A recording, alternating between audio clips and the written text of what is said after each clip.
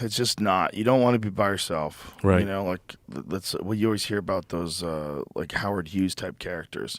They're by themselves, they're scared of germs, and they're fucking hiding from everybody. Oh, your world gets smaller and smaller and smaller. Yeah, the bigger you get, the world gets smaller. And it's not good. Not good for you. No. Yeah, you could lose your marbles. You gotta come to Texas, Jimmy. I'm coming.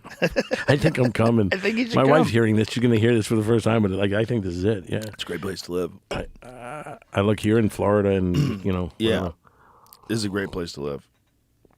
It's fantastic. I've never spent time here in Austin. This was I was here for a few days writing, and I felt immediately at home. Like the moment I moved here, I was like, "This is where I was supposed to be." Like it made sense. It made sense. It's like, of course, Texas. I thought you'd never leave LA too. I'm so glad you did. That's so cool. Well, I've been wanting to leave for a while. You know, I tried Colorado for a little bit. You moved out even from LA further out in the stick, right? In the hills. Yeah, I was out in the hills. Yeah. I was always trying to be. Look, when I bought my first house, out in the hills on like 4 acres. Right. Because I was like, I don't want to be around people. Right. I want quiet. I want animals. I want to look out my window and see a hawk fly by. Right. That's what I want to see. Yeah. That's what I like. You got that here. Yeah, but that's what I like. I don't want to be overwhelmed by people. I don't think that's healthy for you.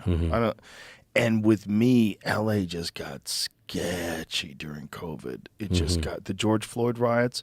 I was like, this is sketchy. I was watching a bunch of looting. I saw these kids break into a clothes store. I was like, God damn it.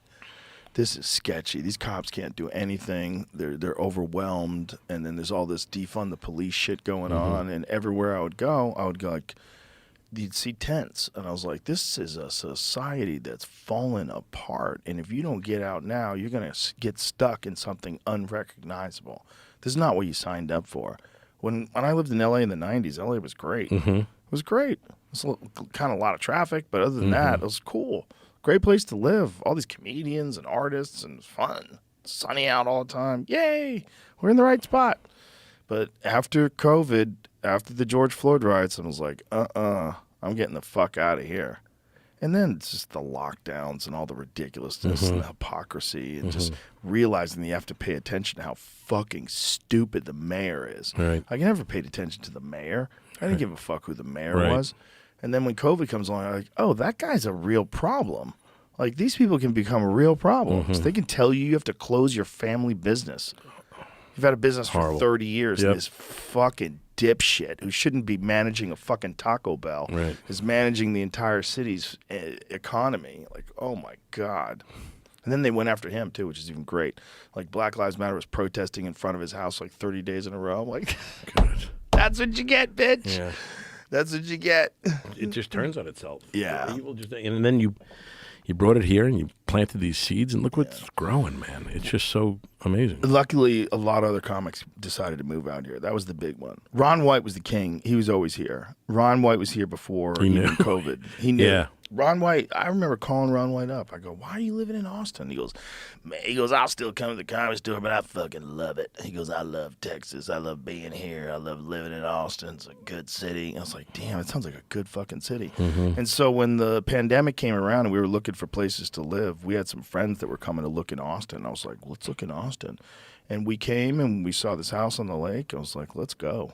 I have my buddy, Scott Voss. He lived in New York, like most of his life, in the city, and then he just abruptly moved to New Braunfels, New Braunfels, and he's always like a bow hunter and all this stuff, and he loved that stuff. That's for bosses.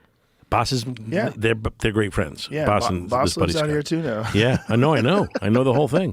Yeah, he's they're amazing, and he loves it. I'm always like, how is it? Are you